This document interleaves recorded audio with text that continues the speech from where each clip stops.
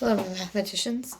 Today we're going to be looking at Lesson 5 of Module 7, which is about applying properties of addition. Hopefully by the end of this lesson, you'll be able to apply properties of addition to add fractions and mixed numbers. So we're going to start with a step it out. It says, as Priya plays a computer game, the experience bar fills to show her experience level. The bar fills to 1/5 before completing a level. After completing the level, the bar fills another 3/5 as a bonus. It fills an additional 1/10. What is her experience level now? Write an addition expression to model the situation. So if we look, we are starting with 1/5, and then after completing the level, it fills another 3/5. And then as a bonus, it fills an additional 1/10.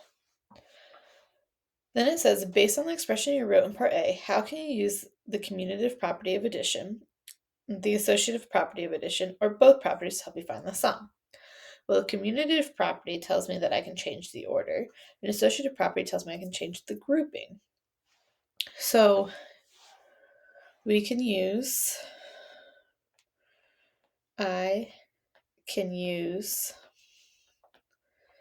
the associative property of addition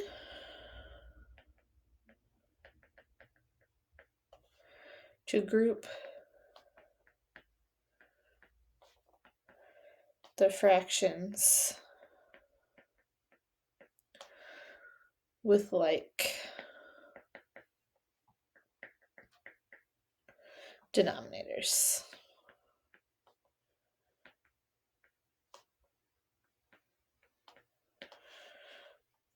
And then it says use the properties of addition to group the fractions with the like denominators together. So that means I'm just going to change where my parentheses are. So we're going to have the 1/5 plus 3/5 and our 1/10. So now we can add. So 1/5 plus 3/5 is 4/5. So 4/5 plus 1/10. Then we have to write equivalent fractions with like denominator. Well, a common denominator of 5 and 10 is 10. So we're going to do something over 10 plus 1/10. So we multiply 5 by 2 to get 10. So we're going to do 4 times 2 is 8. 8/10 plus 1/10 is 9/10. So Priya's experience level is now 9/10 of the bar.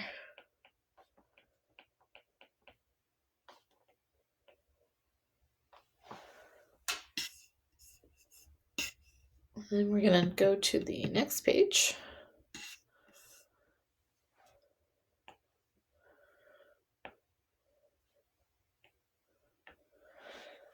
So it says step it out. We're going to add 1 and 5/9 plus 3 and 5/6 plus 1 and 2/9.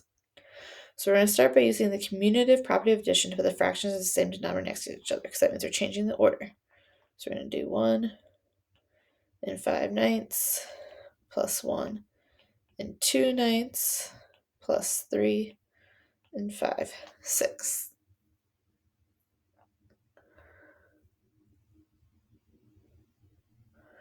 So this says use the associative property of addition in parentheses to group fractions with like denominators together. So we're just going to do this. We're going to add our parentheses.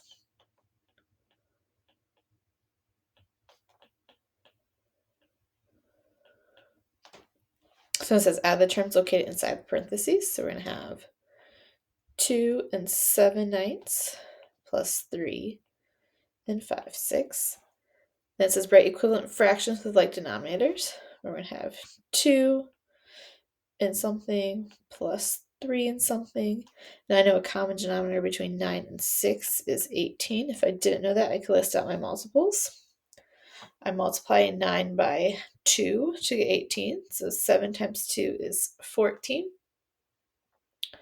And then I multiply 6 by 3 in order to get 18. So if I do 5 times 3, I get 15.